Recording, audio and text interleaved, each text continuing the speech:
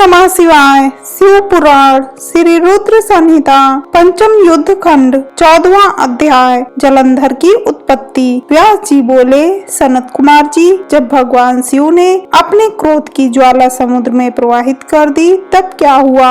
सनत कुमार जी बोले, हे मुने, जब भगवान शिव ने अपना क्रोध समुद्र में डाल दिया तो क्रोध की वह ज्वाला बालक का रूप लेकर जोर जोर से रोने लगी। उस बालक के रोने की आवाज से सारा संसार भयभीत हो गया। पूरा संसार उसकी आवाज से व्याकुल था।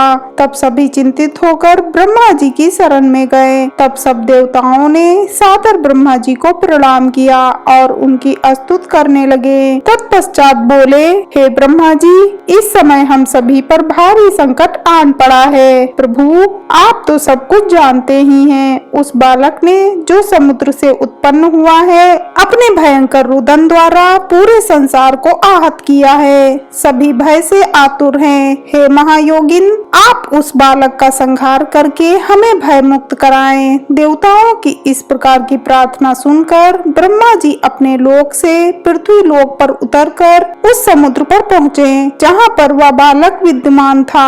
ब्रह्मा जी को अपने पास आता देखकर समुद्र ने भक्ति पूर्वक उन्हें प्रणाम किया और उस बालक को ब्रह्मा जी को सौंप दिया। तब ब्रह्मा जी ने आश्चर्यचकित होकर समुद्र देव से प्रश्न किया कि यह बालक किसका है? ब्रह्मा जी के इस प्रश्न का उत्तर देते हुए समुद्र देव बोले कि हे भगवान, यह बालक गंगा सागर की उत्पत्ति स्थल पर प्रकट हुआ है, परंतु मैं इस बालक के विषय में और कुछ नहीं जानता। इस प्रकार जब ब्रह्मा जी समुद्र से बातें कर रहे थे तब उस समय उस बालक ने ब्रह्मा जी के गले में हाथ डाल दिया और उनका गला जोर से दबा दिया, जिसकी पीड़ा स्वरूप उनकी आंखों से आंसू बहने लगे। तब ब्रह्मा जी ने यत्न पूर्वक उस बालक की पकड़ से अपने को मुक्त कराया और समुद्र से बोले कि तुम्हारे इस जातक पुत्र ने मेरे नेत्रों से जल निकाला है, अतः यह बालक जलंधर नाम से प्रसिद्ध होगा।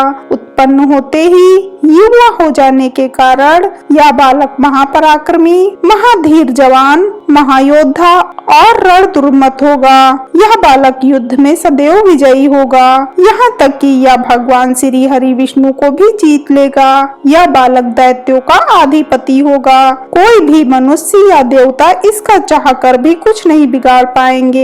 इसका संहार केवल त्रिलोकीनाथ भगवान शिव के द्वारा ही संभव है। यह कहकर ब्रह्मा जी ने असुरों के गुरु शुक्राचार्य को बुलाया और उनके हाथों से उस बालक को दैत्यों का राजा स्वीकार करते हुए उसका राज्याभिषेक कराया। तत्पश्चात ब्रह्मा जी स्वयं वहां से अंतर्ध्यान हो गए। अपने जातक पुत्र के विषय में जानकर समुद्र देव बहुत प्रसन्न हुए और वे उसे अपने निवास स्थान पर ले गए। कुछ समय पश्चात उन्होंने जलंधर का विवाह कालिनेम नामक असुर की परम सुंदरी पुत्री वृंदा से संपन्न करा दिया। जलंधर आनंद पूर्वक अपनी पत्नी के साथ निवास करने लगा और असुरों के राज्य को बड़ी चतुराई और कर्तव्य परायणता के साथ चलाने लगा। उसकी पत्नी वृंदा महान पतिव्रता नारी थी। हर हर महादेव।